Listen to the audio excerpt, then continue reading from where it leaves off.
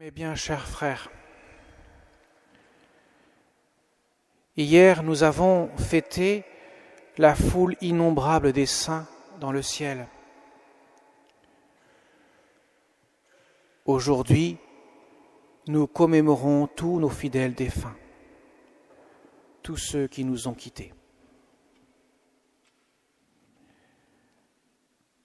Mes chers amis, nous prions les saints pour qu'ils intercèdent auprès de Dieu. Et en ce jour, nous prions nos défunts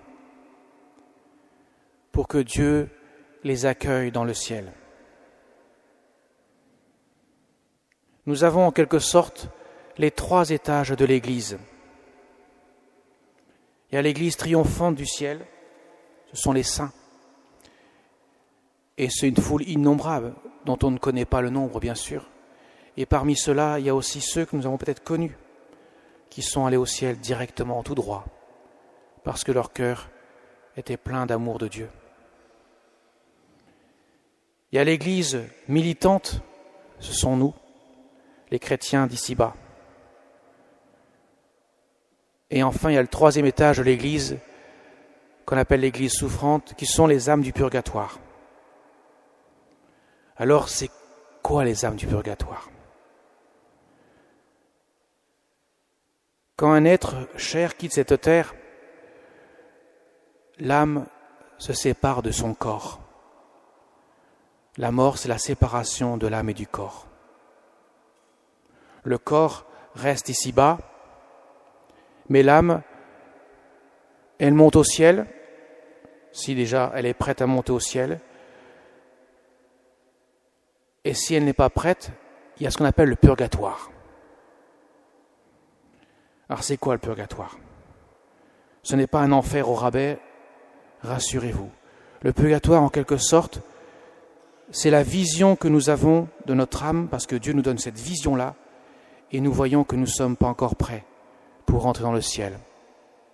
Je vais vous donner une image qui vaut ce qu'elle vaut, mais elle peut vous faire comprendre ce qu'est un peu le purgatoire. Imaginez que vous êtes en train de jardiner, que vous faites un travail qui, bien sûr, comporte quelques désagréments au niveau de la propreté, et que vous êtes invité à un mariage. Il ne vous viendrait pas l'idée de venir au mariage de votre frère, de votre sœur, de votre enfant, ou de je ne sais qui encore, de proche, sans avoir pris une bonne douche, sans être habillé pour la circonstance. Vous voyez qu'il y a un décalage entre la tenue de travail, le bleu de travail, pourrait-on dire, et la tenue nécessaire pour le mariage de votre proche. Eh bien, transposez cela pour l'âme. Quand nous voyons notre âme qui n'est pas toujours en phase avec l'amour de Dieu, nous nous disons, ça va pas, Seigneur. Je viens te demander pardon. Je viens auprès de toi pour me laisser purifier. C'est cela le purgatoire. Et les âmes du purgatoire ne voudraient pour aucun motif revenir sur terre. Elles savent qu'elles vont aller au ciel. Elles en sont tout proches. Et elles attendent nos prières. C'est ce que nous allons faire ce soir. Nous allons prier pour elles.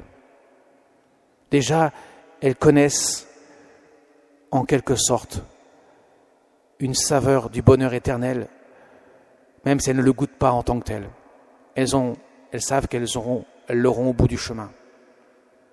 Elles sont dans une certaine joie, même si elles souffrent de ne pas encore connaître celui qui se fait connaître à eux par l'état de leur âme. Vous voyez, mes chers amis, c'est ça là le purgatoire.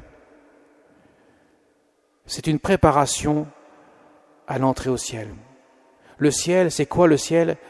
C'est un bonheur de vivre de l'amour de Dieu. En fait, ce n'est plus nous qui vivons, c'est Dieu qui vit en nous. C'est cela le ciel. Mais pour que Dieu puisse vivre dans notre cœur, encore faut-il que nous ayons laissé la place nécessaire. Ça veut dire toute la place. Parce que Dieu nous montre que le vrai bonheur, c'est son amour à lui. Alors nous allons prier ce soir pour tous nos défunts. Même si nous ne savons pas où ils sont, au ciel, au purgatoire, L'enfer, c'est ceux qui refusent l'amour de Dieu. C'est une privation volontaire de l'amour de Dieu. En aucun cas, Dieu jette les âmes en enfer parce qu'il les repousserait alors qu'elles ne le voudraient pas.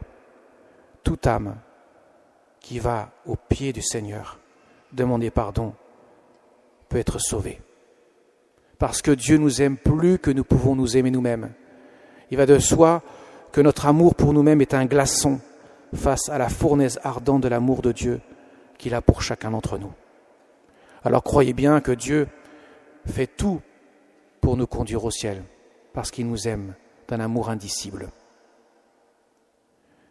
Alors ce soir, nous allons confier particulièrement tous nos défunts, ceux qui nous ont quittés depuis 1 an, particulièrement, mais aussi tous les autres, tous ceux qui sont dans cette attente de notre prière, afin qu'ils puissent parfaire cette union avec Dieu.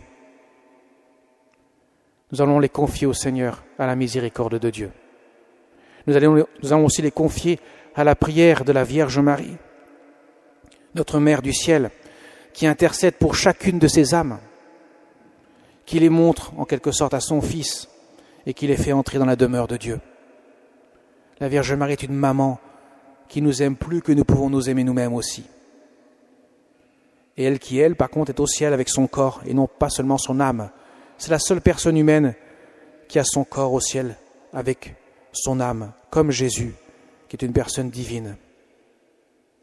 Tous les autres saints ne connaîtront la résurrection qu'à la fin du monde. Alors, mes chers amis, nous allons invoquer tous ces saints, la Vierge Marie, pour leur demander que nos chers disparus puissent aussi rejoindre le cortège des saints, l'immense cortège des saints. Et nous allons les prier, ces saints, pour qu'ils puissent ainsi accueillir leurs frères qui attendent le ciel. Amen.